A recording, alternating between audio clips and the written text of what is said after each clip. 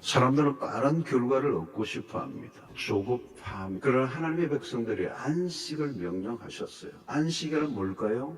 속도에 대한 저항입니다. 속도를 멈추어야 힘이 주어집니다. 인간의 한계는 결국 시간의 한계입니다.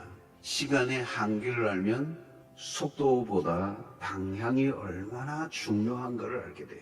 방향이 잘못된 속도는 낼수록 더 위험해집니다. 중요한 것은 전체를 보는 눈입니다. 전체를 보는 눈, 이걸 우리는 통찰이라는 단어를 써요.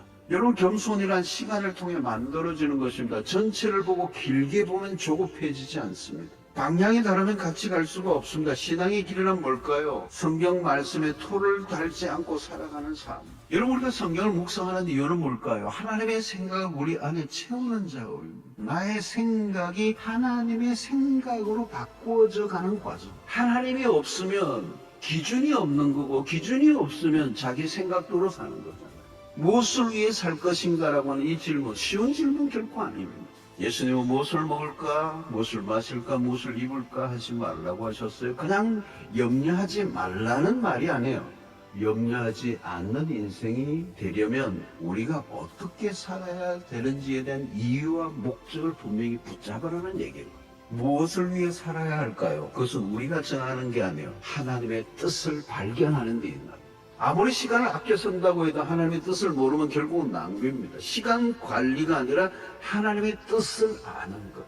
무엇을 하느냐보다 왜 그 일을 하려고 하는가. 이 왜를 계속 물어야 방향을 놓치지 않습니다. 우리의 삶의 방향을 결정하는 기준은 결국 하나님의 뜻입니다. 여러분, 그러므로 첫째 우리가 하나님을 사랑하면 됩니다. 그러면 그 다음에 그 하나님과 우리와의 사랑 안에서 그 사랑이 우리를 끌고 간다.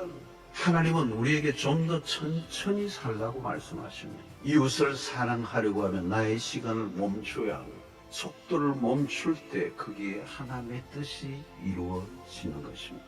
두 번째는 또 하나의 기준은 대사명이죠. 너희는 가서 모든 민족을 제자로 삼아라. 그 영혼을 구원하기 위해서라면 내가 내 하던 일을 멈추고 그에게 나아가서 복음을 전할 수 있는 것. 긴급할 뿐만 아니라 중대합니다. 복음을 전해야 할 때 전하지 않으면 기회가 오지 않아요.